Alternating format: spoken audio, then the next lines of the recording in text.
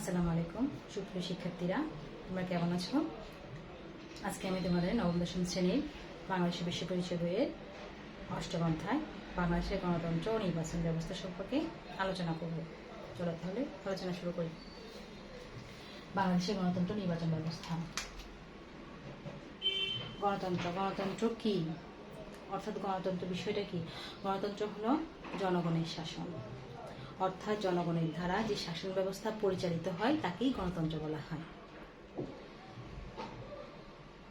অর্থাৎ একটি দেশে যখন একজন প্রধান কর্মকর্তা, প্রধানমন্ত্রী, রাষ্ট্রপতি নির্বাচনের ক্ষেত্রে জনগণের যে অংশগ্রহণের মাধ্যমে প্রার্থী নির্বাচন করা হয়, সেই মাধ্যমে কিন্তু জনগণের মতামতের ভিত্তিতে যে প্রার্থী নির্বাচন করা হয়, সেই মাধ্যমটাকে বলা হয় কিন্তু গণতন্ত্র, এবং ওই শাসনটাকে বলা হয় গণতান্ত্রিক শাসন।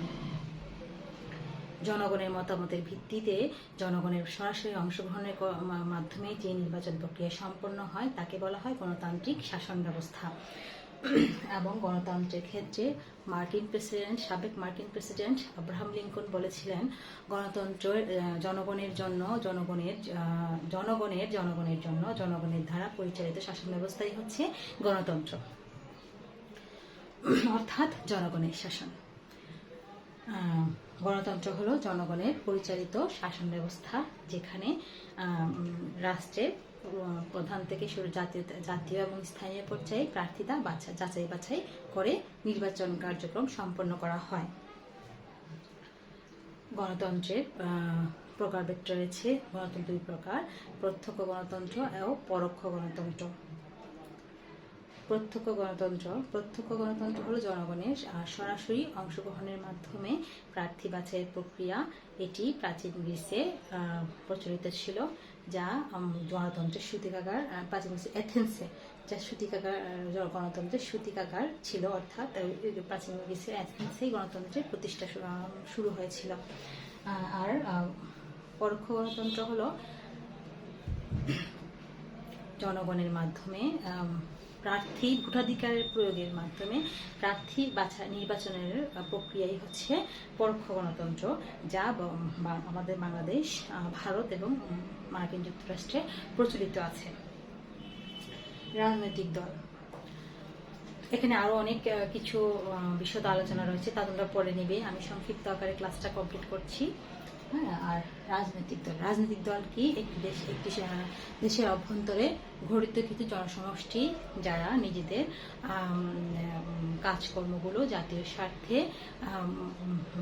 বাস্তবায়নের ক্ষেত্রে কাজ করে এবং দেশের প্রত্যেকটা সুযোগ সুবিধা প্রদানের অঙ্গীকার পোষণ করে, এবং রাষ্ট্র ব্যবস্থার ক্ষেত্রে তারা বিভিন্ন ধরনের গুরুত্বপূর্ণ ভূমিকা পালন করে। রাজনৈতিক দল অনেক রকমের হয়ে থাকে। বিভিন্ন রাজনৈতিক দলের বিভিন্ন ধরনের প্রতীকও রয়েছে, এবং তারা তাদের সকলের সমষ্টির মাধ্যমে দেশের সার্বিক কল্যাণ নিশ্চিত করার অঙ্গীকারবদ্ধ হয়। রাজনৈতিক দল মূলত দেশের স্বার্থে কর্মকাণ্ডগুলা এবং কর্মসূচিগুলা বাস্তবায়ন করার চেষ্টা করে।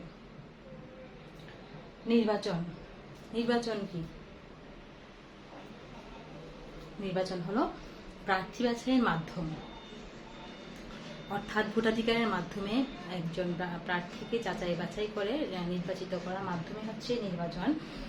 এখানে যারা ভোটাধিকার প্রয়োগ করে তাদের মাধ্যমে কিন্তু একজন নির্বাচিত প্রার্থী নির্বাচিত হয়ে থাকেন, এবং এই যারা নির্বাচন করেন ওদের সমষ্টিকে কিন্তু বলা হয় নির্বাচক মণ্ডলী, যাদের মাধ্যমে একজন প্রার্থী নির্বাচিত হয়ে থাকেন।